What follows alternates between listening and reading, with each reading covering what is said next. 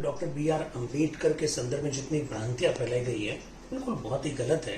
Doctor Ambedkar तो हिंदू धर्म के बहुत बड़े सेवक थे। एक तरह से हिंदू धर्म की कमियों को डॉक्टर अम्बेडकर ने संकेत किया था। उनकी जो पुस्तक है रिडल्स ऑफ हिंदुज्म आप देखिएगा, हु वर्स सुब्रास देखिएगा, जाति प्रथा का उन्मूलन को देखिएगा, द अनटचेबल्स को देखिएगा। इन पुस्तकों में डॉक्टर अम्बेडकर ने जिस तरह से विस्तार से हिंदू धर्म की कमियों को संकेत किया, बिल्कुल वो अभिनंदन योग्य है। हिंदू धर्म की पहेलियां मेरे हिसाब से ये हर व्यक्ति को पढ़नी चाहिए।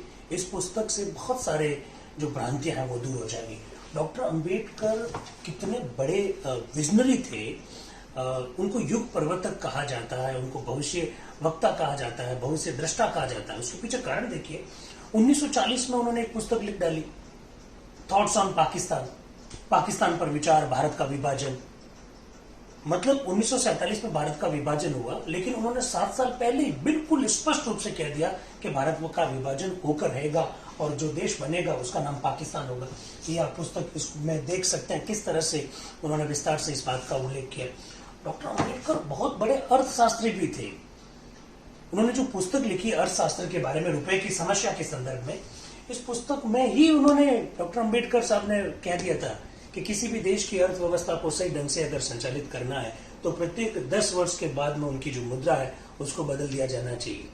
तो इस प्रकार डॉक्टर अम्बेडकर साहब ने बहुत सारे ऐसे विचार व्यक्त किए जो उन्हें बहुत बड़ा अर्थशास्त्री, बहुत बड़ा विधि शास्त्री, बहुत बड़ा संविधान विशेषज्ञ और बहुत बड़े सामाजिक सुधारक थे डॉक्टर अम्बेडकर। और सबसे बड़ी बात जो मैं महसूस करता हूँ, डॉक्टर अम्बेडकर साहब ने जिन प्रस्तुतियों में अपनी बात को रखा वो बहुत महत्वपूर्ण है। आज हम लोग सहिष्णुता और असहिष्णुता की लड़ाई को लड़ रहे हैं, लेकिन आप जरा सोचेगा 1925-26 में वो सब बातें कही जा सकती थी।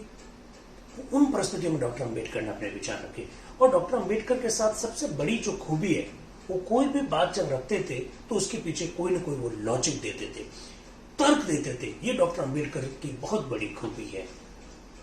1930, 31 और 1932 की जो 3 गोलमेज सम्मेलन जो हुए, इन 3 गोलमेज सम्मेलन में डॉक्टर अम्बेडकर ने जिस तरह से अपने विचारों को तर्क के साथ रखा, दुनिया ने डॉक्टर अम्बेडकर का जो व्यक्तित्व है वो इन 3 गोलमेज सम्मेलन से ही, मुझे लगता है कि डॉक्टर अम्बेडकर के व्यक्तित्व से दुनिया के लोग परिचित हुए।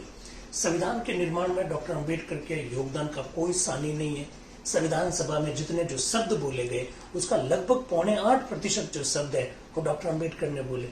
प्रारूप समिति के अध्यक्ष के रूप में जो डॉक्टर अम्बेडकर ने जो काम